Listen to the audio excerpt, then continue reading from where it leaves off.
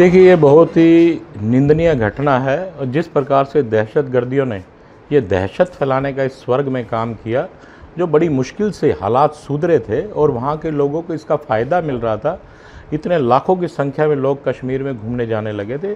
आज दोबारा से सब लोग अपने घर बैठ जाएंगे और कश्मीर बिल्कुल सूना हो जाएगा और वहाँ के लोगों का जो रोजी रोटी का मर्रा था वो सब खत्म हो जाएगा।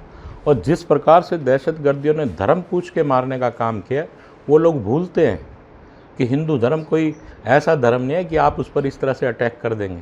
हमें भी सिखाया जाता है, लेकिन हमें ये सिखाया जाता है कि आप धर्म में बड़ी शालीनता से रहिए, बड़े प्यार से रहिए।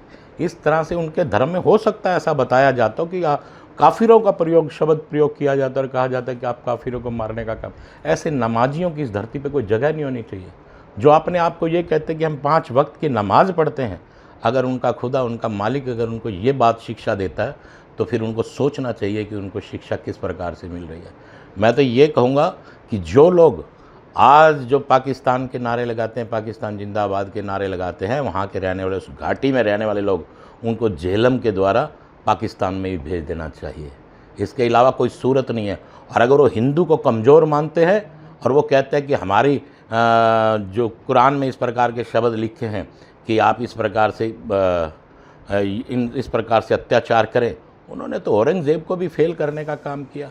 लेकिन भूलते हैं कि हम लोग हिंदू जब तक प्यार से रह रहे, हमारी देवी देवताओं के हाथों में अस्त्र शस्त्र है, और जिस दिन हिंदू ने अपने अस्त्र शस्त्र उठा लिए उस दिन उनके लिए यहाँ रहना बड़ा मुश्किल हो जाएगा। और ये बात भी मैं कहना चाहूँगा कि ये देश अब वो देश नहीं है। ये हिंदुस्तान आज मोदी का देश है, मोदी का है भारत, और उन्हें इसका अंजाम भुगतना पड़ेगा।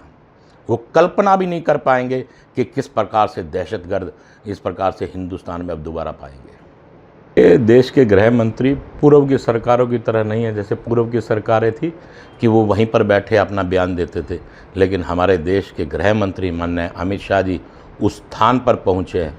उनका पहुँचना और हमारे देश के प्रधानमंत्री नरेंद्र मोदी जी का सऊदी अरब का दौरा कैंसिल करना, ये उन दहशतगर्दियों के लिए एक संदेश है कि वो अपने अपने बिलों में भी छुपे होंगे तो उनको निकाल के मारा जाएगा।